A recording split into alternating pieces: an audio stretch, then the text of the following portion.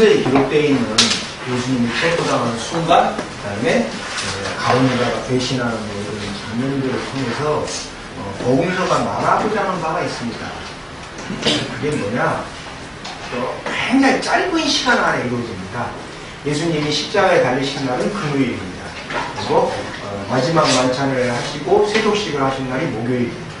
근데 이 과정 자체가 보면은 미리 사전에 준비가 되어 있지 않으면 그 짧은 시간 안에 이렇게 치밀하게 일이 이루어질 수가 없어요. 그래서 전체적으로 이야기하는 것은 굉장히 짧은 시간 내에 자기들이 침입적으로 조작된 상황 속에서 예수님이 거기에서 죽임을 당하셨다라는 게 이제 복음서에서 증언하는 그런 건데, 오늘 지금 저희들이 보기로 한 14장 43절에서 65절의 이야기는 많은 분들이 잘 알고 있는 것 같은데도 불구하고 모르고 있는 부분들이 있어서 그런 부분을 쭉 좀 설명을 드릴까 합니다. 그러니까 여기에 나오는 하나하나의 어떤 그 행동들이라는 모습들이 이런 것들이 구약성경 또는 이스라엘, 고대 이스라엘, 유대인들의 남가의 이 그 풍습이 그대로 예수님한테 반영된 게 있습니다.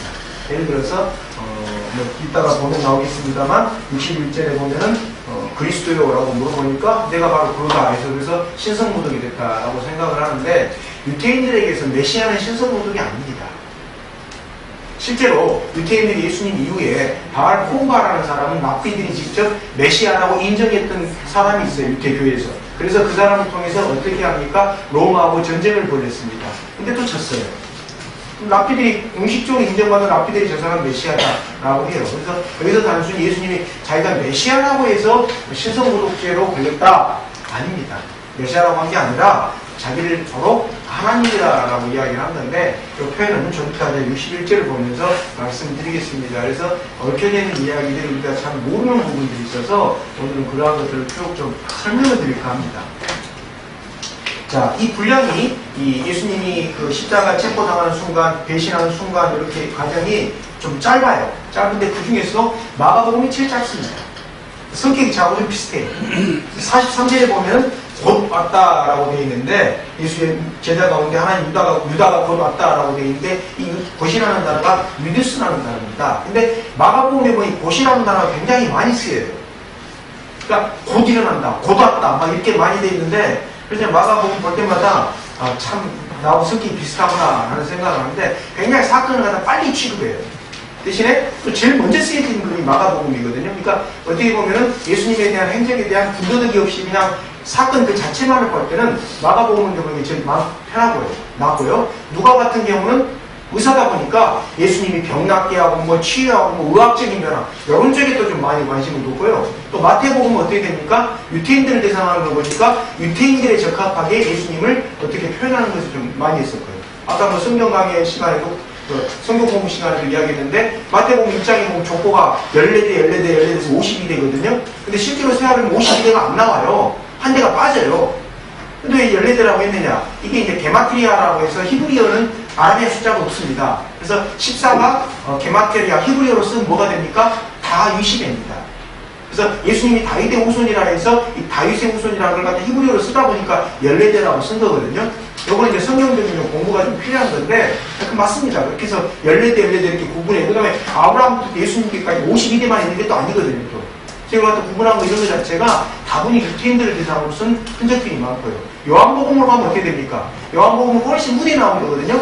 마태, 마가, 누가복음이 다 나와 있으니까 거기에 없는 이야기를 좀 써야 되겠다. 이렇게 이제 요한이 보고서 그 로마 사람들의 로마 철학 이런 걸 갖다가 변형해가지고 요한복음을 기록해놨기 때문에 이런 모습도 좀 다릅니다. 자, 그런데 아무튼 마가복음은 굉장히 사건을 빠르게 이제 진행을 시켜요. 그래서 여기 보면 곧 왔다라고 하는데 곧 온 게 아니라 어디를 갔다 왔습니까? 자기가 미리 계약했던 약속을 해놨던 유대 제사장들을 찾아가가지고 예수님을 넘겨주겠다라고 한 다음에 이제 체포영장 발부해가지고 이렇게 찾아온 겁니다. 찾아왔는데 이때는 어떻게 돼요? 예수님을 따르는 사람들도 없고, 여기 나온 것처럼 49절에 나오는 것처럼 성전에서 가르칠 때도 아니고 주변 사람들 오고 가니까 딱 이제 찾아온 겁니다. 찾아온 건데 잡으러 온 거예요. 사람도 별로 없고 예수님 12제자만 있고 하니까. 근데 마가가 이 사람들을 품위 있게 그리고 싶지 않았어요. 그래서 뭐라고 되어 있습니까? 43절에 보면은 우리가 칼과 몽둥이를 들고 왔다라고 되어 있습니다.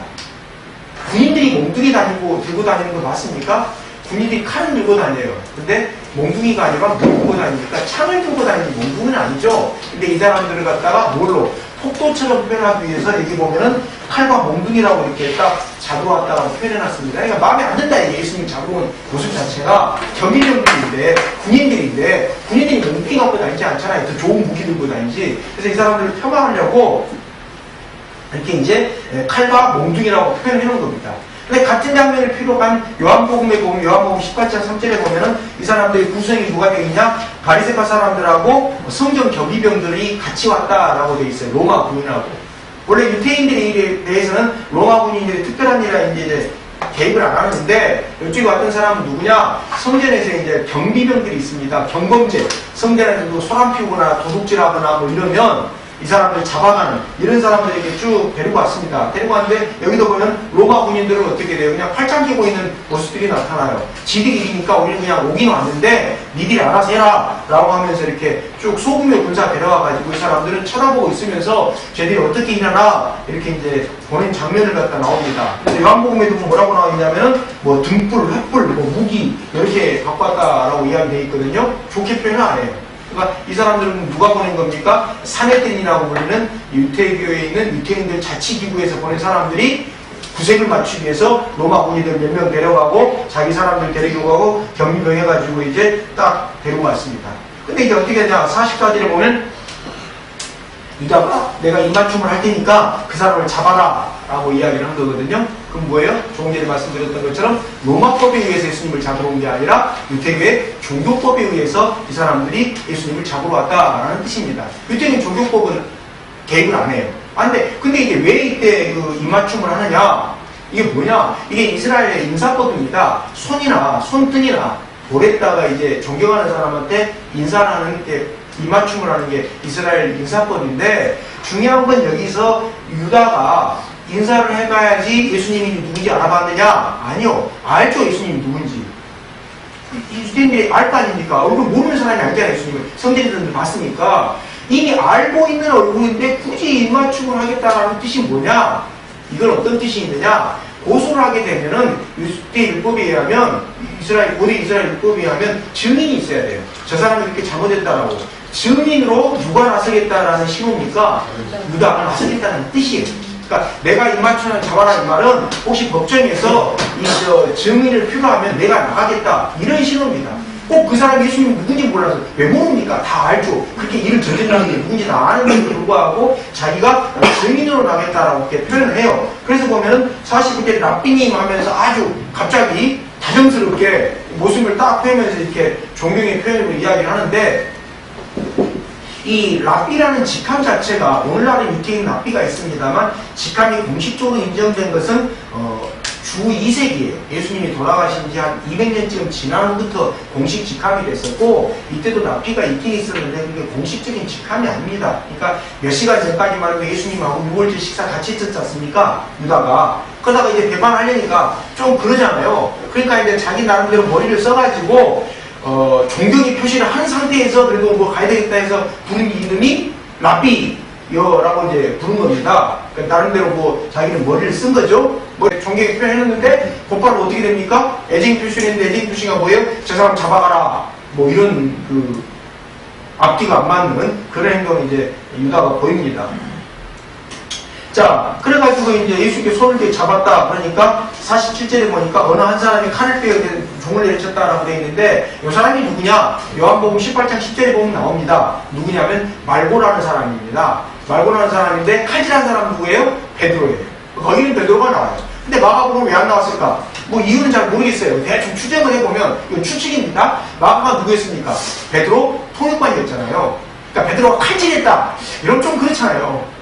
그렇지 않고 예수님 세 번이나 부인했다고 했는데 그렇다 했다고 해서 칼질까지 했다. 이러니까 그래서 뺀 것 같아요. 근데 요한은 어떻습니까? 베드로하고 상당히 이렇게 좀 요한, 야고보, 베드로 세 명이서 서로 너가 잘났다고 이렇게 했던 사람이거든요. 초대교회 안에서도. 그러니까 이제 요한은 과감하게 그냥 베드로다 이렇게 딱 까발려버렸는데, 마가는 그래도 자기 통역관이었는데 칼질까지 한 사람으로 베드로를 이야기하기 싫으니까 빼지 않았을까? 제 추측이에요. 누구도 안 쓰는 이유는 잘 몰라요. 그냥 모르는데 이제 베드로가 했던 건 뭡니까? 왜 예수님을 잡으러 왔냐? 그래서 이제 반응을 이게 못 받아들이겠다 이거예요. 예수님 죽어야 된다는 걸, 돌아가셔야 된다, 잡혀가야 된다는 것 자체가. 근데 예수님이 뭐라고 하십니까? 잡혀가야 될 때는 잡혀가야 된다. 지금은 예수님이 잡혀가야 될 때예요. 근데 안 잡혀야 될 때가 아니고. 그러니까 지금은 예수님이 잡혀가야 될 때라서 예수님은 잡혀가기라고 마음을 정해졌는데 베드로는 그걸 못 받아들이고 또 칼질한 겁니다. 근데 이거 보면 이제 그 46절에 보면은 예수님이 아무런 반응을 안 보여요. 가룟유다가 입맞춤하면서 라비어라고 하니까 반응을 안 보였다라고 나와 있는데 마가복음 26장 50절이라고 누가복음 22장 48절에 보면은 이때 예수님이 유다한테 뭐라고 한두 마디를 해요.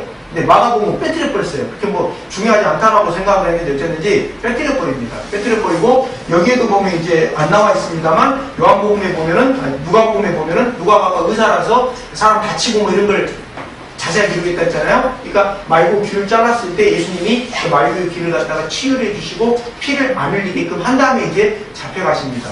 누가가 의사라서 의사 쪽에 자기 이제 관심 있는 쪽을 갖다가 기록을 했어요.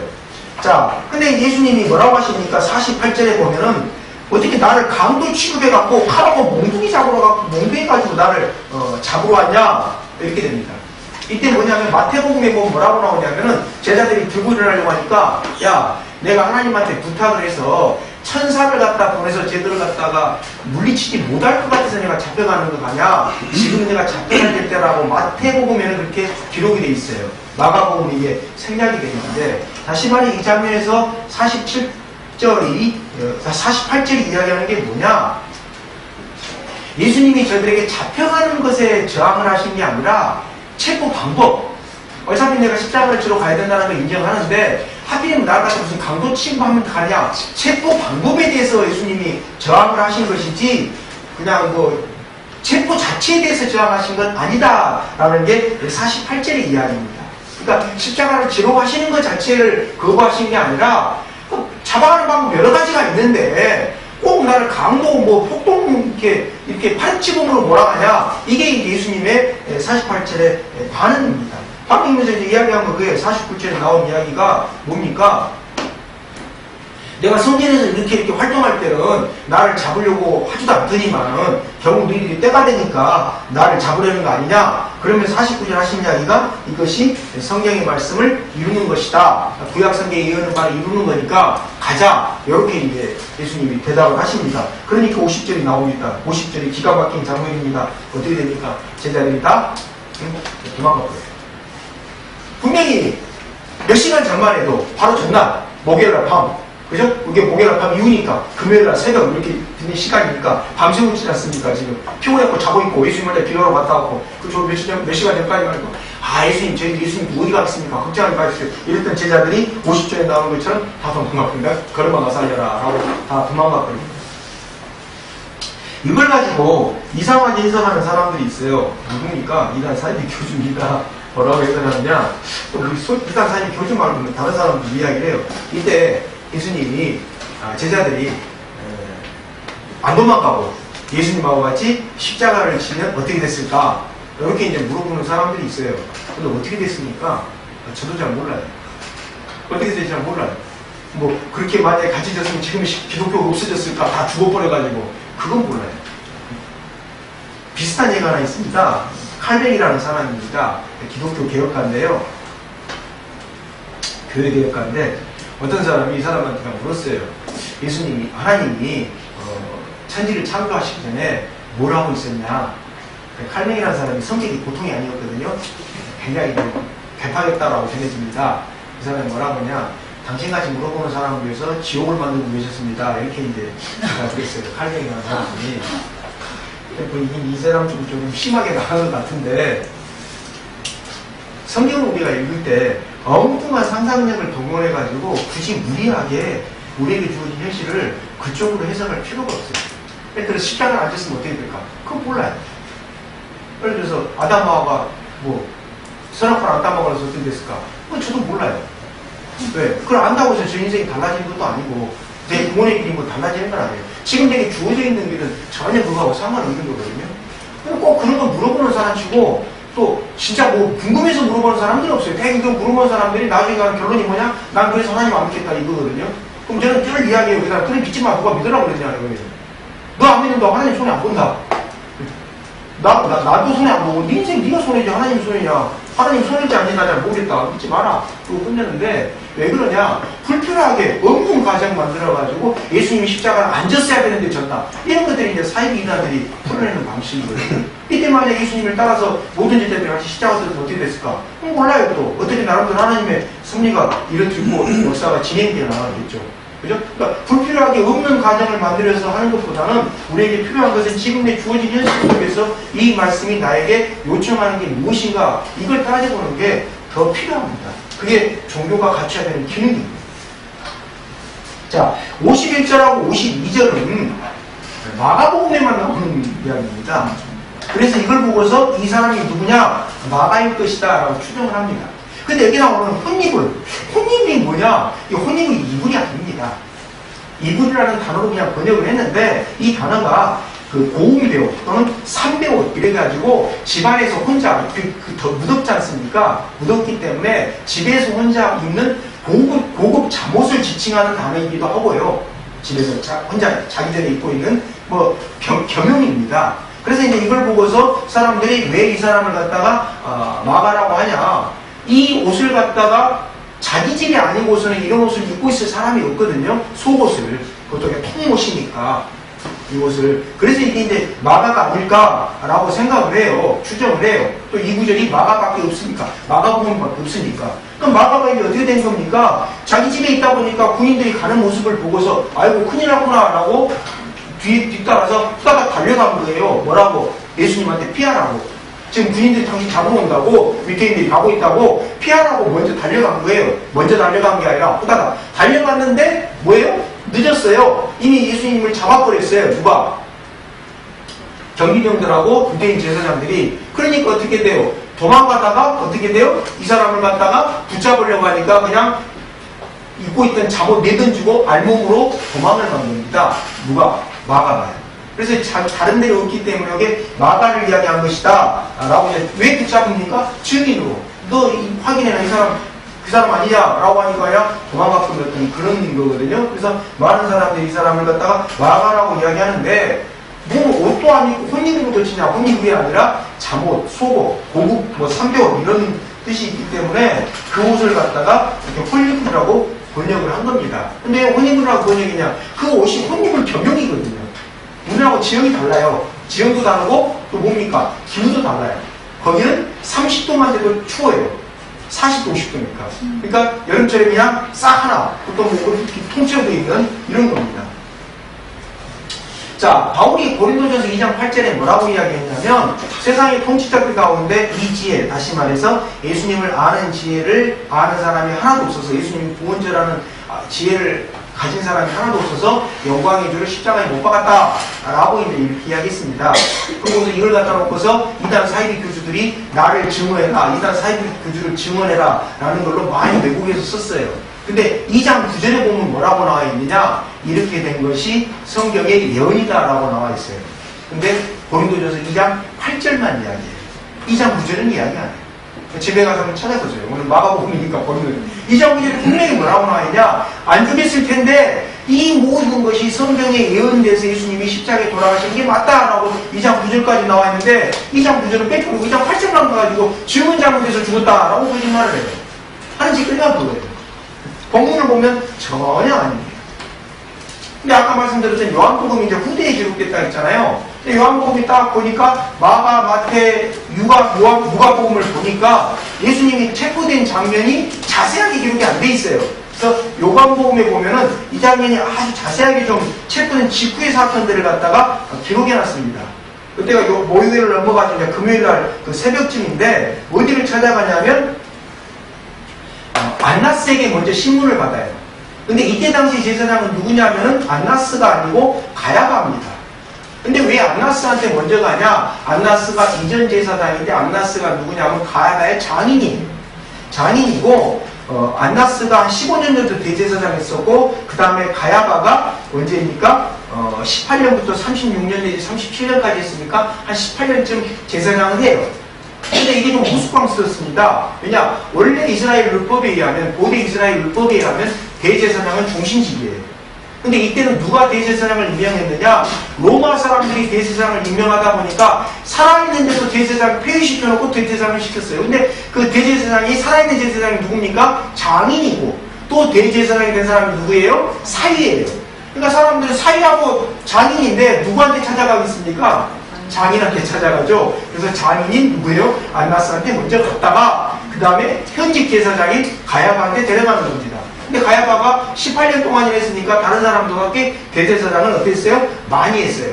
이 말은 무슨 뜻입니까? 가야바라는 사람이 그때 현직 대제사장이었던 가야바라는 사람이 로마 사람들하고 상당히 사이가 좋았다.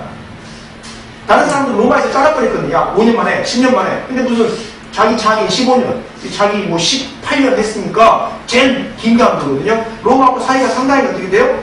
좋았다.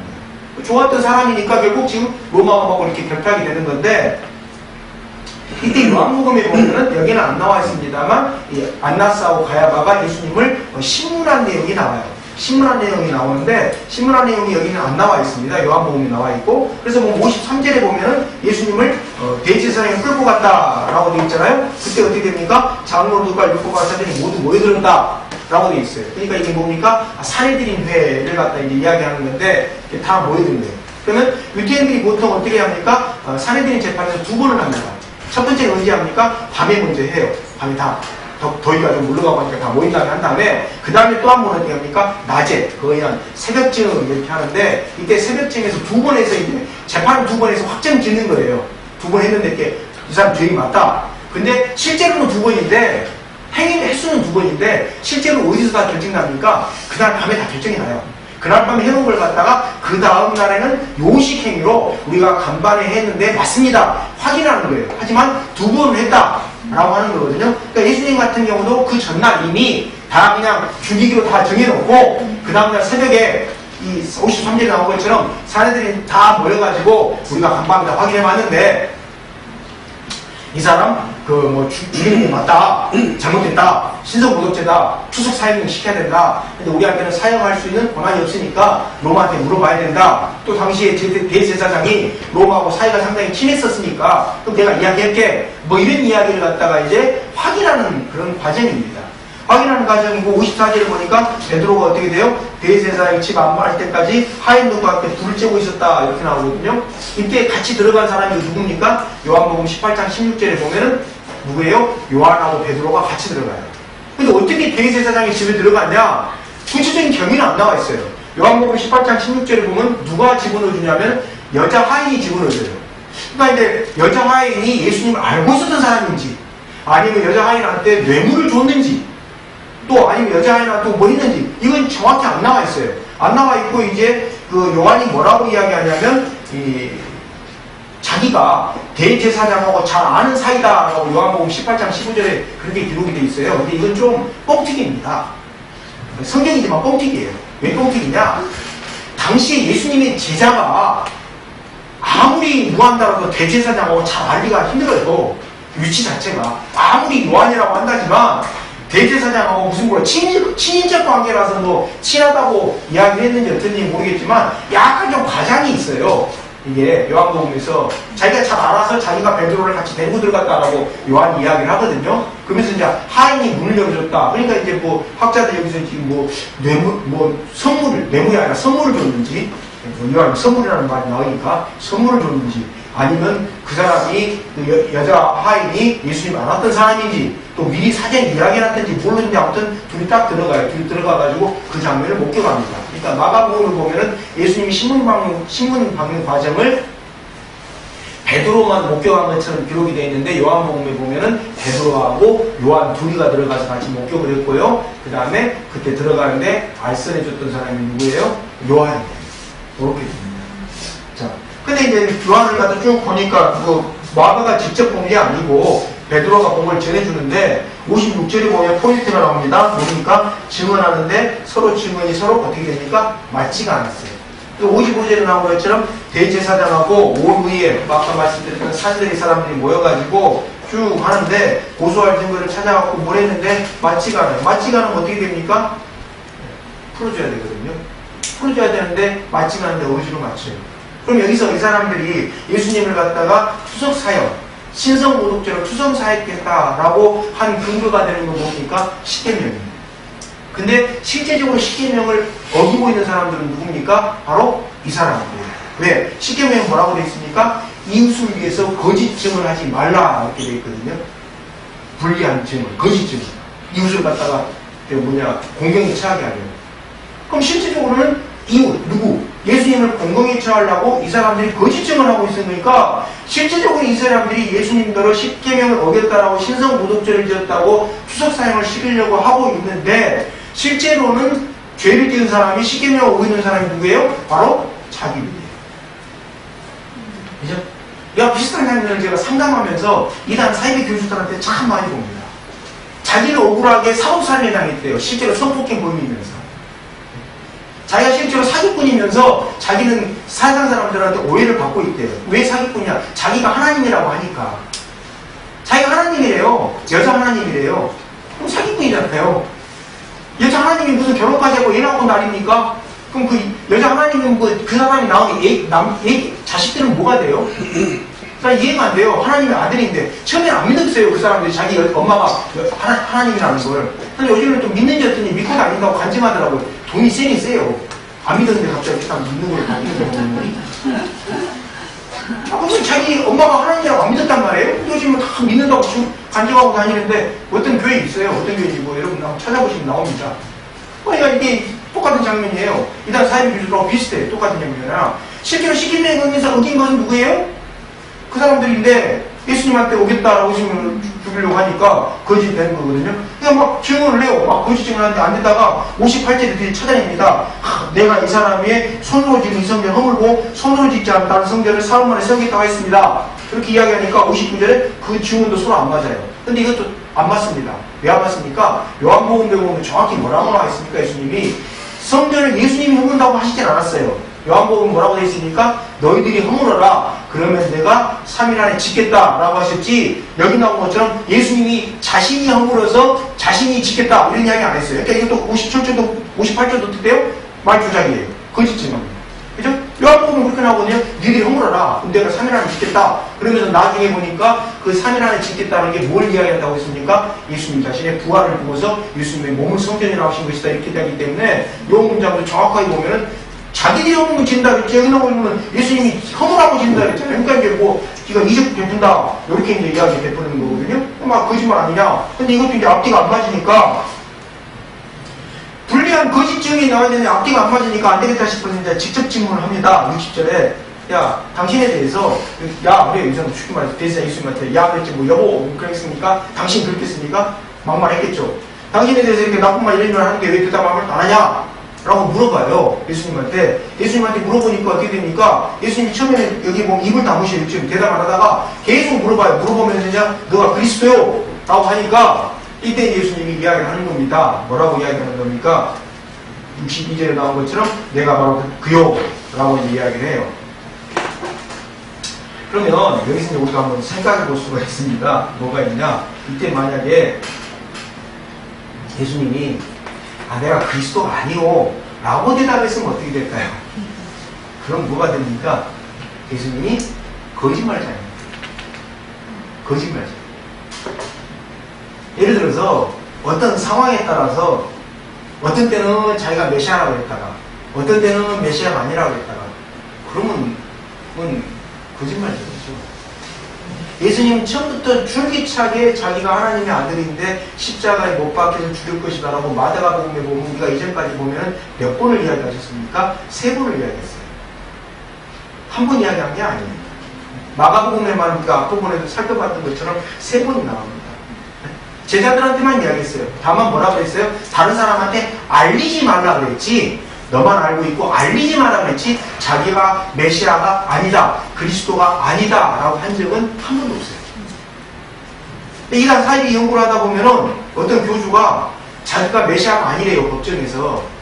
그러고 메시아가 아니라고 해서 바꾼 이야기 봅니까? 성자 분체예요. 완전 웃겨요. 근데 그걸 또 맞다고 추종자들이 또 뭐 무슨 이번에 또 보니까 무슨 뭐 이상한 무슨 사다구리까지 하나 만들어가지고 평창 동교올림픽에 뭐 자원봉사자 모집한다고 이렇게 하고 있더라고요. 그러면 뭐가 됩니까? 거짓말의 장애가 되죠. 예수님은 처음부터 끝까지 메시아가 아니라는 적이 한 번도 없어요. 무슨 메시아라고 주장했던 사람이 법정에 갔다가 메시아가 아니라 했다가 또 갑자기 말을 바꿔서 또 메시아가 아니고 성자 본체라고 했다가 또 뭐 성령 상징체라고 했다가 뭐 이런 웃기는 이야기를 합니까? 그래서 예수님이 이때 어떻게 이야기합니까? 내가 바로 그다라고 그냥 확인을 하는 겁니다. 사명자는 자기가 사명자라고 이야기하지 가다가 말 바꾸는 거 아니에요. 전혀 다릅니다. 근데 이 자체가 지금 이 과정 자체가 쭉 보면은 어떻게 돼요? 이거 자체가 율법적으로 보면 안 맞아요. 증언이 안 맞으면 풀어줘야 되거든요. 그 당사자한테 묻게 돼 있지 않았어요. 살인형을 시킬 때는 2명 이상, 최소한 2명 이상의 증인이 나와야 돼요. 예수님은 투석사형을 시키려면 최소한 2명 이상 일치하는 증인이 나와야 되는데 증인이 안 나오니까 가야바가 쓴 작전이 이 사람한테 직접 물어보자 라고 직접 물어보는 작전을 쓰고 그때 예수님이 내가 그리스도다 라고 대답하니까 야 우리가 더 이상 무슨 말 하려고 하면 63절에 대제사장이 자기 옷을 찢어요. 분노를 표현하는 방법이거든요. 이게 이스라엘만 썼던 방법이 아닙니다. 이 우리나라나 또 청나라에도 보면은 분노를 표현하거나 자기의 틀린 자기가 맞는데 억울하게 누명을 썼을 때 이걸 분출하기 위해서 옷을 찢거나 이게 두건을 갖다가 이렇게 관을 갖다가 집어던지거나 이런 경우가 있습니다. 조선왕조 신뢰 보면 이렇게 나와요. 그런 표현이에요. 그걸 갖다 이제 하는 건데 대제사장이 옷을 찢어버리니까 사람들이 어떻게 되겠고 다른 말 한 말 없죠. 대제사장이 이렇게 분노라고 난리인데 다른 사람이 갖다 대고 다른 증언을 할 수 있습니까? 못하죠 이제. 그러니 우리 선수를 쳐버려요. 선수를 쳐버리는데 이거 자체가 지금 앞뒤가 안 맞는 구절이에요. 구절이 아니라 흐름입니다. 율법적으로 보면 전혀 이 사람에 대한 이야기가 안 맞으니까 풀어줘야 되는데 왜 그러냐 이게요. 여기에 뭐가 있습니까? 바로 62절에 여기에 내가 바로 그요라는 말에가 이 대제사장이 옷을 찢는 이유가 담겨 있습니다. 내가 바로 그요라는 말은 이건 이제 헬라어를 공부해야지 알 수 있는 건데 출애굽기 3장 14절에 보면 하나님이 당신을 모세가 물어봅니다. 내가 이스라엘 사람들한테 가서 하나님이 누구냐라고 물어갈 때 뭐라고 설명해야 됩니까? 라고 이야기하니까 뭐라고 되어 있습니까? 나는 스승 있는 자다라고 번역했는데 그건 잘못된 번역입니다. 잘못된 번역이에요. 그건 성경에 그렇게 안 돼 있어요. 그럼 어떻게 되어 있습니까? 나는 나다라고 되어 있어요. 직역을 하면. 히브리어로 보면은 나는 나다예요. 무슨 뜻입니까? 하나님을 표현할 수 있는 단어가 없다. 하나님을 표현할 수 있는 단어가 없기 때문에 스스로 있는 자, 그건 의역을 한 거고요. 오역입니다. 정확하게 이야기해서. 그냥 나는 나다 그래요. 하나님을 뭘 어떻게 인간의 언어로 표현합니까? 표현을 못해요. 나는 나다예요. 그래서 그 나는 나다라는 말을 히브리어잖아요. 헬라어로 바꾼 단어가 뭡니까? 에고 에임이라는 단어예요. 나는 나다예요. 헬라어로. 그냥 처음으로만 들어주세요. 나는 나다. 에고 에임이 나는 나다다. 히브리어는 나는 나다가 헬라어는 에고 에임이구나. 나는 나다다. 근데 보면은 내가 바로 그요 이 말이 똑같습니다. 에고 에임이에요. 그러니까 이때 예수님이 뭐라고 이야기한 겁니까? 메시아라고 이야기하면서 더불어서 뭐라고 얘기해요? 내가 바로 하나님 본체다라고 이야기를 해버린 겁니다. 그래서 나온 게 뭡니까? 62절에 보면은 인자가 전능하신 분의 오른쪽에 앉아있다. 이 오른쪽에 앉아있다라는 것이 뭐예요? 하나님 오른쪽에 앉는다 이런 의미가 아닙니다. 이때 당시 사람들에게 오른쪽이라는 건 뭐예요? 하나님 대리자라는 뜻이거든요. 하나님하고 똑같은 존재가 옆에 앉아가지고 왕 옆에 오른쪽에 누가 앉습니까? 그러니까 왕을 물려받아요. 다음 세자로 책정되어 있는 사람이 왕 옆에서 임금하는 걸 보면서 통치수를 배우는 사람이 오른쪽에 있습니다. 왕자라도 다 오른쪽에 앉아요. 차기 왕으로 결정된 사람이 오른쪽에 있어요. 그러니까 하나님 오른쪽에 앉았다라고 하는 것은 차기 하나님이다 이런 뜻이 돼요. 쉽게 말해서 예수님이 그러니까 63절에 뭐가 됩니까? 제사장이 아니 저게 저 나사렛에서 온 저게 지가 하나님이라고 그래 하면서 옷을 찢는 겁니다. 단순하게 자기를 메시아다라고 이야기해서 옷을 찢은 게 아니에요. 이 장면이 이게 이제 왜 이렇게 복잡하냐? 헬라어로 보지 않으면 이거감이 안 살아가기 때문에 그렇습니다. 하나님이 스승이 있는 자다라고 표현한 것도 마찬가지예요. 히브리어로 보면 나는 나다거든요. 그 말은 지금 하면 나는 나다니까 다른 말로 하면 나를 표현할 단어가 없다 이렇게 돼버린 건데 그래서 이제 이 사람들이 만들어낸 게 이스라엘 사람들이 만들어낸 하나님 호칭이 야훼 아닙니까? 그래서 만들어낸 게 야훼 또는 뭐 아도나이 이런 게 이제 없으니까 만들어낸 단어거든요. 그래서 우리나라로 와가지고는 뭐가 됐습니까? 하느님이냐, 하나님이냐, 막 논쟁을 벌였잖아요. 그래서 개신교에서는 하나님, 천주교에서는 하느님. 그래서 지금은 두 개 다 표준어로, 법정 소송까지 해가지고 두 개 다 표준어로 인정을 받았어요. 자기 이제 뭐 좀 차별하려고 하나님이라고 하는데, 뭐 맞아요. 하나님이라 해도 좋고, 하느님이라도 해도 좋고, 근데 천주교는 그냥 보편성을 추구한다 해서 하느님이라 해서 하느님이라고, 하느님에서 이유를 탈락시키고 하느님이라고 하고, 그러면 하나밖에, 한 분밖에 안 계신다라고 해서 개신교는 하나님이라고 이렇게 호칭을 하게 되는 건데, 여기 이제 그 이야기가 이렇게 나옵니다. 그래서 어떤 사람들이 이제 그 이단 사이비교주들이 그런 이야기를 합니다. 이스라엘 사람들에서 메시아라는 것은 기름 부음을 받은 사람이라고 했기 때문에 메시아라는 것이 일반 명사였다. 이렇게 이제 이야기를 합니다. 그 말이 한편으로는 맞습니다. 한편으로는 맞는데 한편으로는 보면 또 틀려요. 어떻게 틀립니까? 예수님이 여기서 그리스도다, 메시아라고 했을 때 예수님한테 지칭됐던 메시아, 그리스도라는 것은 단순하게 사람 중에 어떤 뛰어난 사람을 뽑아냈다라는 이런 의미가 아니라 근본적으로 하나님하고 동일한 본질인데, 본체를 지니고 있는데 인간의 몸으로 왔다라는 뜻이 포함되어 있어요. 그게 62절하고 63절에 나와 있는 겁니다. 그래서 64절에 그럽니다. 하나님을 모욕하는 말을 들었다 이거예요. 왜? 자기가 하나님이라고 했거든요. 예수님. 내가 바로 그요, 이 말은 자기가 메시아다 이런 의미가 아니에요. 이때 당시 이스라엘 사회는 내가 메시아다 이랬다고 해서 추석 사회는 아니에요. 실제로 바알 포고바 같은 경우는 왜 추석 사회는 안 시키고 메시아라고 했습니까? 그다음 결국 전쟁에도 졌는데 그 사람 갖다 메시아라고 인정했던 랍비가 나중에 내가 잘못했습니다라고 회개하고 뭐 추석 사회를 당했다. 그런 기록 없어요. 랍비 중에 메시아라고 인정했던 사람이 예수님 이후에 나와요. 그 사람 이름이 처음에는 이제 뭐 태양의 아들인가 이렇게 됐다가 지거든요. 죽어요. 죽으니까 별길의 아들로 이름이 좀 바뀌었어요. 그 메시아라고 인정했던 사람이. 자, 그래서 64절에 나온 것처럼 하나님 모독하는 말, 그래서 하나님 모독하는 사람의 형벌이니까 투석 사역형이에요. 돌 던져가 이제 죽이는 건데, 자기들한테 사람을 죽일 수 있는 권한이 없으니까 어디로 갑니까? 로마 사람한테 이제 넘기는데, 이때 이 장면이 굉장히 축약을 시켜버렸습니다. 자, 65절에 보면은 예수님께 침을 뱉었어요. 뭘 이야기합니까? 민수기 12장 14절에 나옵니다만, 유대 사회에서 누구의 얼굴에다 침을 뱉는 것은 심한 모욕입니다. 그래서 뭐 침 뱉고 그러면 침 맞고 뭐 따로 어디 가서 모욕받았다고 막 어디 가서 따로 떨어져 있다가 막 일주일 있다고 막 이런 민수기를 보면 나와요. 그래서 얼굴에 침을 뱉는 건 그냥 단순히 에이 하고 이렇게 닦는 게 아니라 굉장히 심한 모욕이기 때문에 예수님한테 모욕을 줬다는 겁니다. 자, 두 번째, 얼굴을 가지고 주먹으로 치면서 알아맞혀보라. 이게 뭔 말이냐? 이사야서 11장 2절에서부터 4절이 나옵니다.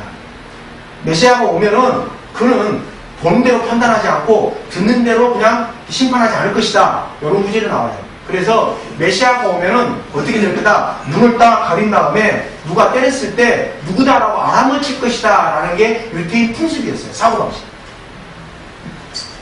그러니까 너가 메시아라고 했지? 그럼 네 눈 가리고 때렸을 때 누군지 알아맞혀라. 이렇게 예수님을 조롱하는 거예요. 어디에 근거를 두고요? 이사야서 11장 2절에서 4절에 근거를 두고.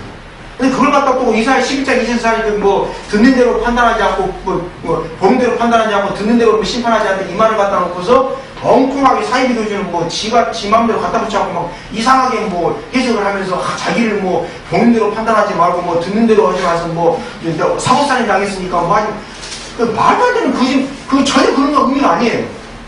예수님한테 했던 거 저는 그러니까 갖다 붙이기도 참 잘해요. 참 머리도 좋아요. 그렇게 어떻게 그렇게 해석이 되는지 저는 이해가 잘 안 되는데 저보다는 머리가 좋은 것 같아요. 그렇게 잘 갖다 붙이는 걸 보면은 그렇게 해석하는 사이비교주들이 한두 명이 아니거든요. 한두 명이 아니에요. 뭐 제이모 교주만 그런 게 아니에요. 뭐 엠모 교주도 있고 몇 명 그래요. 몇 명. 피모 교주도 있고. 똑같이 공통과목을 그렇게 되는 건데 여기 이제 그 이야기입니다. 그래서 놀려드는 거거든요. 그 다음에 하인들이 손바닥으로 쳤다. 이거 뭡니까? 그 손바닥으로 치는 게 모욕이니까 이게 딱 그 자기 상관들이 그렇게 하니까 그 모습이 이제 그대로 하는 거거든요. 근데 예수님 뭐라고 얘기합니까? 이때 아무 말도 안 해요. 네. 말이 맞지 뻔하거든요. 이게 참새기봤자 그냥 놀림감 되고 뻔하니까 이때 그냥 심으로 그냥 쭉 가는 겁니다. 그 상관들이 했더니 하인들까지 하고 침 뱉고 이렇게 눈 가리고 나 누군지 맞춰봐라. 네 메시아가 맞대면서 이렇게 때리고 이렇게 넘어가는 겁니다.